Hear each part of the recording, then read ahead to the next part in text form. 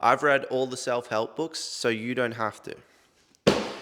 And these are my top three. Number three, Think and Grow Rich by Napoleon Hill. This is actually the Holy Bible, but I lost my actual book, so it looks black like this. But Think and Grow Rich by Napoleon Hill, it's written back in the 1900s, and it is a series of interviews with some of the most successful men from Henry Ford to the Rockefellers. And Napoleon Hill is a famous interviewer who went around interviewing these millionaires and studying the reason why they were so successful and why they were so rich. The reason I enjoyed this book and got so much out of it is because how old and how long ago it was written, and the fact that this information is still key today. And a lot of people, I don't feel like, know or live how these people lived who are so successful. It's one of the best books if you're going to get into business or entrepreneurship and make money. It goes over the power of thought, and it's quite spiritual in the way that it talks about success. And the way Napoleon writes is very grounded, and it's not just about making money, it's about living a successful life and finding out what success actually means for you. So great book. Coming in at number three. Number two for all the men is The Way of the Superior Man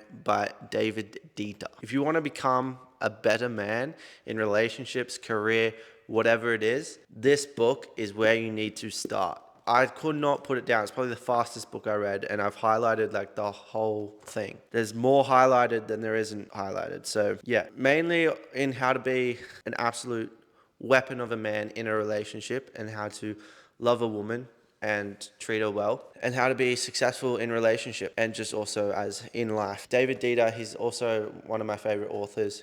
When I was younger, I read lots of his book for sex education, and I feel like it's a very, again, grounded approach, very true and very authentic. So if you're a man, read that book. And coming in at number one is The Conversations with God trilogy. These books have been the most spiritually awakening books I've ever read. I didn't know you could read a book and it actually have a full body. You have a full body reaction. It's not just the mind reading this, it's the body, it's the soul. It's opened me up to what the word God means for me, or spirit, or the universe, whatever you want to call it. Written by Neil Donald Walsh. Basically, it starts with him having a really, really bad life and a bad day, and he just gets down a piece of paper and starts ranting. And then all of a sudden he feels this power come over him, and he writes down, do you want answers to these questions, or are you just ranting? And then the whole book is him supposedly having this conversation with God where he's writing down questions and then answering the question. It is the most profound book series I've ever read by far.